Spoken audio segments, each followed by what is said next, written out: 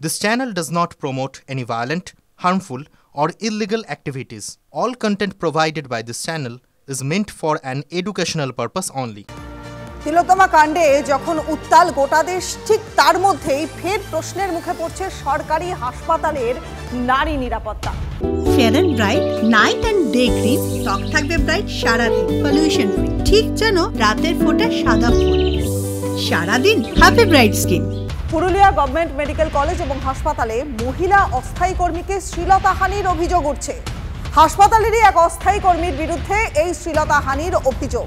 অভিযুক্তকে গ্রেপ্তার করেছে পুরুলিয়ার মফস্বল থানার পুলিশ।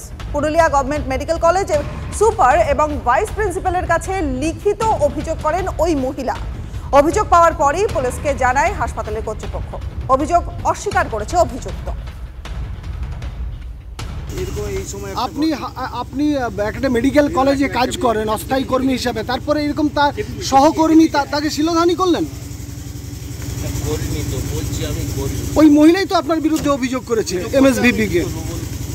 মনে বলছেন আপনি বলছেন কিছু জানেন না? আমি কিছু করেননি। ওকে আপনি ডেকে নিয়ে যাননি রান্নাঘরে, যেখানে আপনাদের রান্না বান্না হয়? মাংস রান্নার কথা ছিল, মাংস টাংস রান্নার কথা ছিল। একটা অ্যাপ্লিকেশন পাই, একজন স্বাস্থ্যকর্মী ওয়ার্ড গার্ল সে একটা কমপ্লেন করেছে, অ্যাপ্লিকেশান আমার কাছে আসে, সেই মতো আমি পরবর্তী স্টেপ নিই। এটা আমার যেমন জানানোর মেয়ে ব্যাপারটা ইমিডিয়েটলি জানাই পুলিশকে।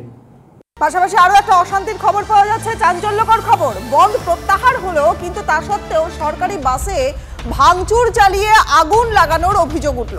দক্ষিণ দিনাজপুরের পর্তিপাড়ার বালুরঘাট থেকে কালনাগামী বাস, সেই বাসে আগুন লাগানোর অভিযোগ বন্ধ সমর্থকদের।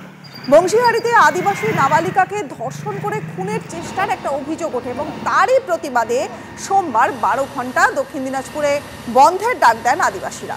তবে রবিবারই বন্ধ প্রত্যাহারেরও সিদ্ধান্ত নেন তারা। ফলে সোমবার সকাল থেকে স্বাভাবিক ছিল যান চলাচল। তবে হঠাৎই পর্তিপাড়া এলাকায় বাস থেকে যাত্রীদের নামিয়ে আগুন লাগিয়ে দেওয়া হয় বাসে।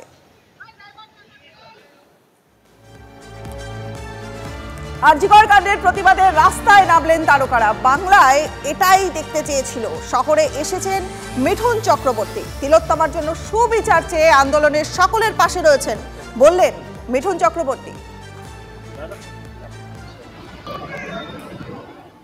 এই বাংলায় দেখতে চেয়েছিলাম, এখন দেখতে পাচ্ছি, খুব আনন্দ লাগছে। আমরা যেন এই আন্দোলনে সবাই একসাথে থাকি। আর আমি বলছি বলে মানে বিজেপি বলছে না, আমি মিঠুন চক্রবর্তী বলছি, কে রাজনীতির ঊর্ধ্বে গিয়ে এই আন্দোলনে আমরা যেন সবাই একসাথে।